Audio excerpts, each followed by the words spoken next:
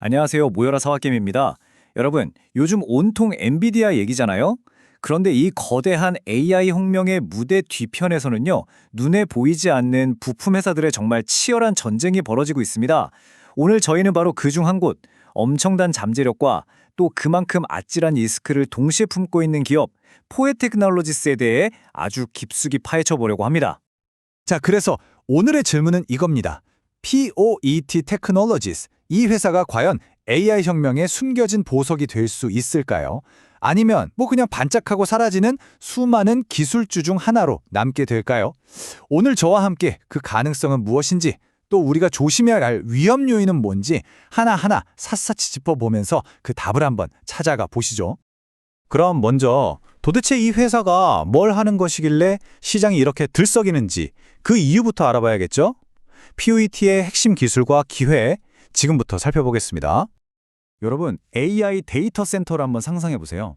이건 뭐랄까, 수천, 수만 개의 GPU가 모여서 쉬지 않고 이야기하는 거대한 두뇌 같은 곳이거든요.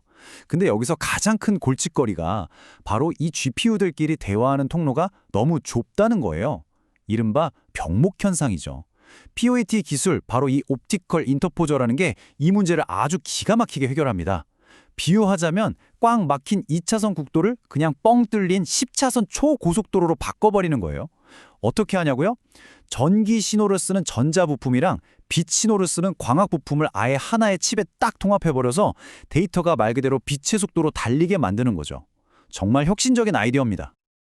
자, 이 숫자를 보세요. 30에서 50%. 이게 바로 POET가 시장에 던지는 가장 강력한 한방입니다. 우리 기술 쓰면 비용이 이만큼이나 줄어들어요 하는 거죠. 생각해보세요. 구글이나 아마존 같은 빅테크 기업들이 데이터 센터 짓는데 수십조 원씩 쏟아붓고 있잖아요. 그 회사들한테 이 30에서 50% 비용 절감이라는 건 그냥 돈 좀 아꼈네 이 정도 수준이 절대 아닙니다. 이건 AI 경쟁에서 상대를 완전히 압도할 수 있는, 판도 자체를 뒤집을 수 있는 전략 무기가 될 수 있다는 뜻이에요. 그야말로 게임 체인저가 될 수 있는 숫자죠.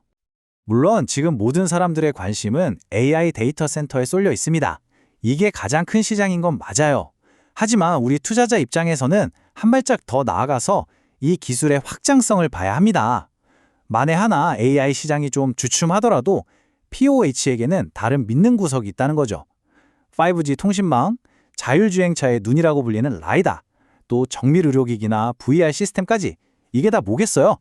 회사가 한 곳에만 올인하는 게 아니라 여러 개의 성장 엔진을 가진 아주 든든한 포트폴리오를 만들고 있다는 뜻입니다. 장기적인 안정성 면에서 이건 정말 중요한 부분이에요. 자, 그런데요, 기술이 아무리 뛰어나도 그게 그냥 연구실 서랍 안에만 있으면 아무 소용 없잖아요. 주가도 움직이지 않을 거고요.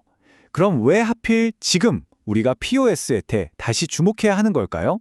그건 바로 오랫동안 말로만 무성했던 이 잠재력이 드디어 눈에 보이는 성과로 나타나기 시작했기 때문입니다. 이 타임라인을 한번 보세요. 여기서 진짜 중요한 건 이 사건들이 터져 나온 속도입니다. 8월 11일 역사상 처음으로 제품 매출이 찍힙니다. 드디어 시작인가? 했는데 불과 2주 뒤에 일본의 거대 통신기업 NTT와 파트너십을 발표하죠.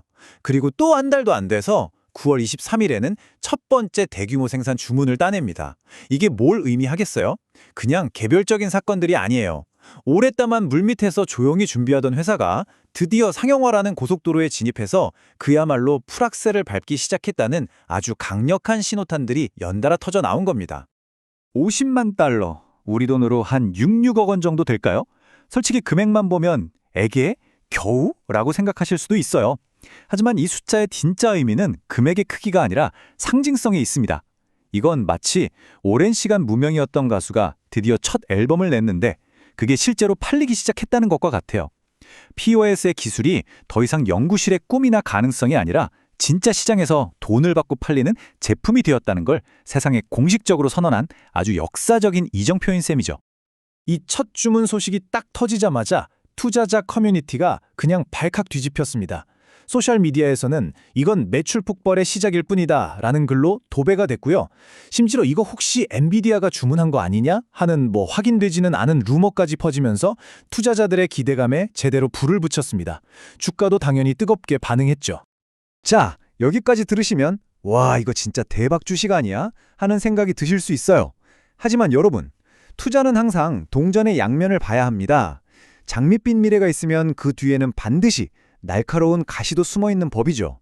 이제부터는 분위기를 좀 바꿔서 우리가 반드시 알아야 할 리스크 요인들, 이 투자 이야기에 하지만 해당하는 부분들을 냉정하게 하나씩 짚어보겠습니다. 이 재무제표가 바로 POET의 현실을 보여줍니다. 자, 2분기에 드디어 매출 26만 8천 달러가 찍혔어요.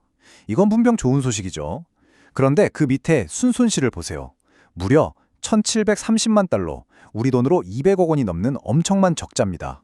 근데 1분기에는 흑자였잖아요? 하실 수도 있는데 저건 진짜 돈을 벌어서 낸 흑자가 아니라 워런트 가치평가 같은 회계적인 처리 때문에 숫자가 그렇게 보일 뿐 일종의 착시 현상입니다. 결론은 뭐냐? 이 회사는 아직 버는 돈보다 쓰는 돈이 비교도 안 될 만큼 많다는 겁니다. 본격적인 성장을 위해 계속 돈을 쏟아붓고 있는 단계라는 거죠. 그리고 이 재무적인 문제는 다른 리스크들하고 거미줄처럼 아주 복잡하게 얽혀 있어요. 한번 볼까요? 계속 적자가 나니까 당연히 외부에서 돈을 끌어와야겠죠? 그러려면 어떻게 해야 할까요? 네, 주식을 새로 찍어내서 팔아야 합니다. 이건 기존 주주들의 지분 가치가 희석된다는, 다시 말해 내 주식의 가치가 옅어진다는 뜻이에요. 이런 상황에서 시장에는 이미 돈 많고 힘센 거대 기업들이 경쟁자로 버티고 있고요. 심지어 중국의 합작법인이 있어서 미중 갈등 같은 지정학적 리스크의 불똥이 언제 튈지 모르는 상황입니다. 그야말로 살얼음판을 걷고 있는 형국이라고 할 수 있죠. 회사가 살아남기 위해 내리는 전략적인 결정들조차도 이렇게 장점과 단점이 뚜렷합니다. 예를 들어서 생산 능력을 키우려고 5,500만 달러가 넘는 자금을 성공적으로 유치한 거, 이건 생존을 위해 정말 필수적인 일이었죠. 하지만 그 대가로 기존 주주들은 지분 가치가 희석되는 걸 감수해야만 했습니다. 또 비용을 줄이고 미국 시장에 집중하기 위해서 캐나다 증시에서는 상장을 폐지하고 나스닥에 집중하기로 했어요. 이것도 나름 합리적인 결정이지만 일부 투자자들 입장에서는 거래하기가 좀 불편해지는 단점이 생기는 거죠. 모든 결정에는 빛과 그림자가 함께 있는 겁니다. 자, 이 모든 정보를 다 종합해 봤을 때 우리 투자자들은 과연 어떤 결론을 내려야 할까요? 이 엄청난 잠재력과 만만치 않은 위험 사이에서 우리는 어떤 저울질을 해야 할까요? 결론적으로 POET는 AI 시대의 전형적인 픽앤샵을 투자처라고 할 수 있습니다.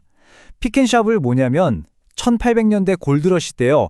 직접 금을 캐서 대박난 사람보다 금 캐는 광부들한테 곡괭이, 삽, 청바지 같은 장비를 팔아서 돈 번 사람들이 더 안정적으로 성공했다는 데서 나온 말입니다.